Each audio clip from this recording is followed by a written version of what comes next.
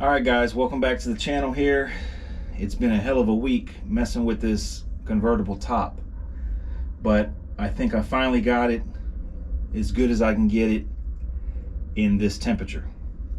I've been wrestling with it every day after work for 3 or 4 hours trying to get the thing to latch.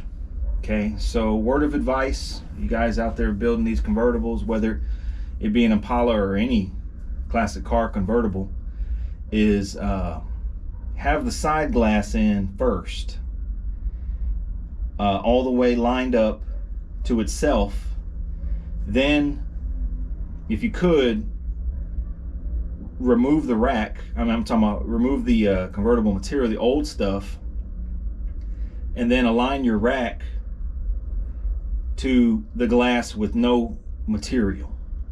Okay, then have your guy or yourself install the convertible top, material, canvas or vinyl or whatever fabric it is. That's the best route. I did the top first, then the side glass, and my mistake was the guy that came and did the top, you guys saw the video if you watched the channel, he did an amazing job. Man, he got it super tight like a glove. Maybe almost too tight.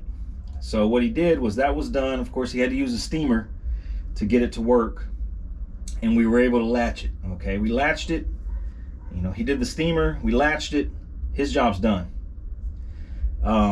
Then I put the top down for probably a month, 3 weeks to a month, while I did the windshield and the outside stainless around the windshield and the inside, and the side glass and the seats. We did the seats. So the top was down the entire time. It was been in the 50s. You guys watch the channel. I do most of my work in 100-degree weather, 90-degree weather, 100-degree weather. I can that doesn't faze me. I could do that all day. And of course, when I need some 100-degree weather, it's nowhere to be found. It's barely been getting past 60 degrees here lately. The sun doesn't come out but for maybe an hour a day, and it's just been bad timing. So fast forward, top's been down for 3 weeks, 55-degree weather. Last weekend, me and Bobby go ahead and latch it, see how it lines up to the side glass. We could not get that thing to latch. Man, we tried everything. It was probably 55 degrees, 60 degrees. I tried a heat gun, which is dangerous, but kind of gradually try to warm up the top, and man, it wasn't happening. It needed like an inch. The whole rack needed to go forward an inch before the latches can even catch. So I was like, man, what am I gonna do? Because the top is on, the pads are stapled to the rack. The rack won't move much because of the pads. The pads are keeping the rack, keeping the header from sliding forward. If you go to mess with all these adjustments, then your sail panel is not going to be tight anymore. It's going to be wrinkled, and you're going to have to reset it and all that, which is what I paid him for. But I could do that now, but I don't. Why go backwards? That's already been paid for. He did a great job. I don't want to mess with that. So how do I get the top to latch? Well, man, you go online, there's no literature. Maybe in the 61 assembly manual, which I don't have, but there's no online literature, websites, how to adjust convertible top frame on Impala. I mean, I Googled, I couldn't find none.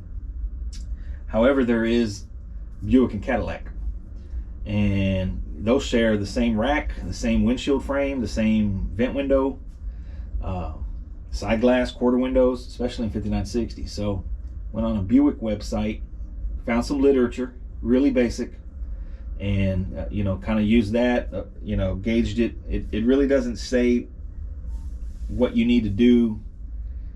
I mean, it kind of vague. I mean, there's 60-something-year-old instructions. So I came home and I just started messing with it, and basically I want to go over what I did. So right now I got it, I just finished up, I got it latched. It's super tight, not to the windshield frame itself, but the latches. So you don't want to force it and have it under pressure, because you could crack your windshield. So right now it's just it's good. I think I feel like I got it pretty good.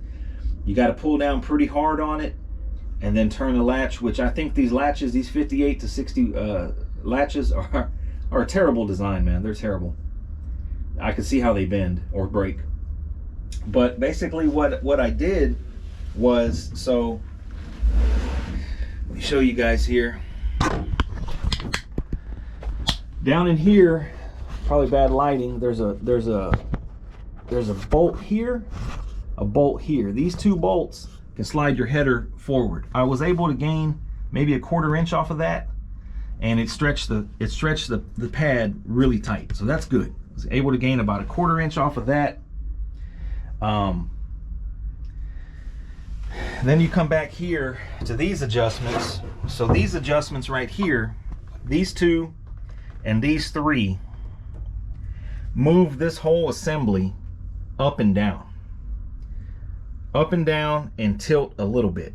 Okay, so you can get that to line up to your quarter window. You can basically install your quarter window and bring the top to the quarter window, or kind of find a happy medium in the middle. You don't want to go too extreme on one and nothing on the other. If you go to bring this all the way down to meet the quarter window, when you go to roll your quarter window, it's going to get stuck right here. That's what happened to me. So you got to kind of adjust them both at the same time. You can see where this quarter window was set, or the adjustments for it were set when I Raptored it, and that's how much I had to move it to get it to where it is right now. This one I had to move it a little bit up, and you can see this one just a hair tilted forward. This one, so that's what this adjustment does. This does up and down for this whole hinge pivot. Okay, and then this one right here slides back and forth, and also this pivots up and down. With this up and down, if you go too far, I don't know which way, up or down, but if you go too far extreme to one, you're going to start to buckle right here. So it's best to have it loose, close the door, roll up the window till it meets, and then kind of tighten it where it's at. That's what I had to do, because you know, it's a lot of cars, a lot of 63, 64s with the top up windows down. You see the rack comes down and buckles right here. That's because that needs to be adjusted. Another word of advice, I thought maybe, okay, it's not reaching the hinges, maybe the pump needs more fluid. So what I did was I disconnected the cylinder, hit the switch, and it extends like 2 inches past 2 inches past this point. It was like way out here. So that's not the problem. It wasn't low on fluid, and the cylinders have plenty room to go. So that eliminated that problem. So basically it was just a week worth, or I shouldn't say a week, about 20 hours worth of adjustments to get it to where all the weather strip lines up where it needs to be. I kind of cheated a little bit for now. I may get lucky enough to remove them later on, but I added some washers right there to the latch. So we're talking, you know, a little more than 1/8 to bring the latch out or back. So slide the header forward, bring the latch back. I did have to shim the striker to meet the latch, and then this adjustment right here slide the whole thing forward. Now, like I say, I kind of had to figure this out on my own. I didn't really ask anybody, but like I say, this design is terrible. It slides in and curves in versus pulling it down like the 64s. Pulling it down would make things so much easier, because basically right here you have to pull this down and turn this, you know, and it's terrible, man. I don't know what GM was thinking, but I'm proud to say that I got it in the groove there. That's an accomplishment for me, at least. Both of them, they're in the groove. I do notice a difference. So those are the original latches. I got the other ones in the shop. There is a difference between these and the reproduction. Mainly this oval hole is bigger on the originals than it is the reproduction, to allow just that much more movement. So I'm gonna let this thing sit, you know, up for weeks. Like, push it outside when I can to let this thing really settle, because right now everything is tight. And it, you know, you also gotta consider, you know, when you do all new weather strip and everything is new, things just don't act right. They gotta break in. You need heat to break in. But this is pretty good. I'm pretty satisfied with it. Both latch. I don't have to pull forward when I latch it. I can hit the switch, it'll push it forward, then I got to pull it down and it catches. And that's what I was trying to accomplish. When all this stuff is new, there is kind of a method to putting the top up. You know, I would advise having the doors closed, the windows up, then the top up. And this is talking about everything being fresh. Let me set the camera back up here. This is just my advice here. What I've come to learn is when everything is fresh, you got to let it break in. Like you can align the doors up and all, and everything is fine. You go to put the door weather strip on, and you're gonna have to struggle to close the door. Once you get it closed, you leave it closed for, you know, a week or whatever, 100-degree weather, and everything kind of settles in. So that's what's going on with this convertible top. Plus the top is new, so and it's vinyl, and it's been cold. So man, it's just all this, you know, everything's working against me. But I did get it done. So everything seals up, and you can open and close the door. This one is on the corner. I'll bring you outside here, but let me show you real quick inside. We'll just go around. Man, this was a job. Like, this stuff just takes time, man. You can't rush it. You can't rush it. You really got to dial it in, take your time. This one can go just a hair more down, or the window can go back up, but I'm gonna let this thing break in before I do anything else. This looks good. This is nice and tight seal right here. So let me take y'all outside, show you what I'm talking about.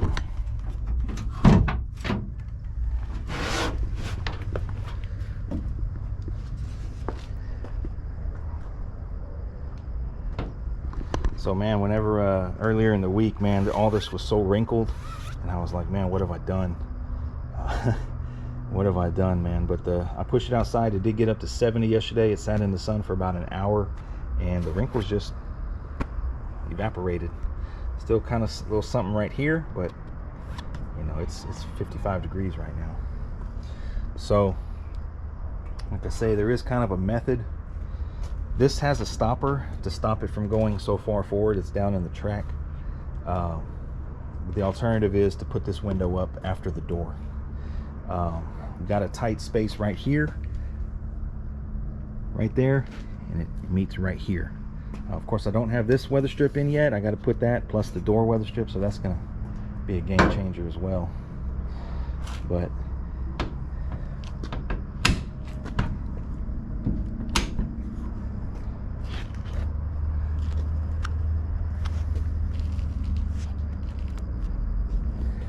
you can see it barely slides under that right there. Other side here.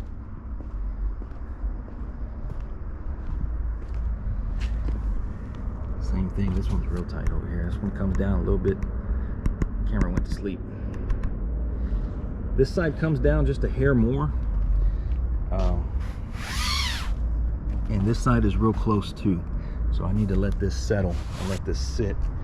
Possibly, you can see it barely wants to clip right here when you open the door, just a hair. But I think if I were to let this thing settle, move the latches on the windshield frame, you know, 3/16 of an inch that way, when you go to latch it, it'll be more centered, because right now the whole rack is just a hair this way, and that's why it's wanting to rub right here, and that's why it's real low, close right here versus this side. You know, no fault of the installer.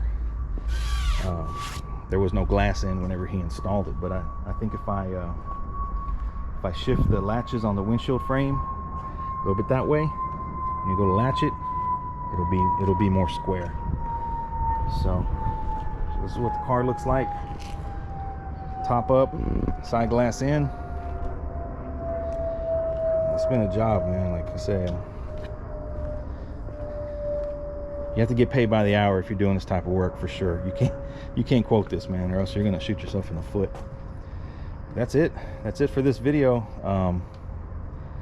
Like I say, you have the header bow adjustment, which probably gives you maybe 3/4 of an inch forward or backward. You have that, and then you have the up and down on the quarter window and the whole frame, and then you have that pivot, which controls this gap right here. So the secret is to get that pivot just right to where it seals with your glass. You see some cars, they come down like this, you know, it's all crooked and stuff, or the glass is, you know, it's way off. It's that pivot adjustment right there, and that'll get it right.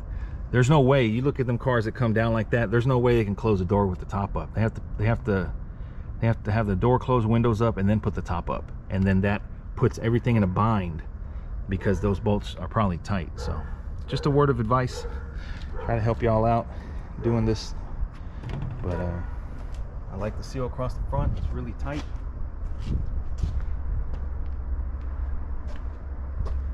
But yeah, you can see the difference right here. This is what I'm talking about. A little bit of gap right there. A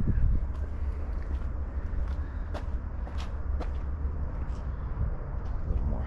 So it can go a hair to the passenger, and I think it'll square this up right here. Anyhow, I'm gonna let this sit. I've been racking my brain over this. I'm gonna let this sit for at least 2 weeks.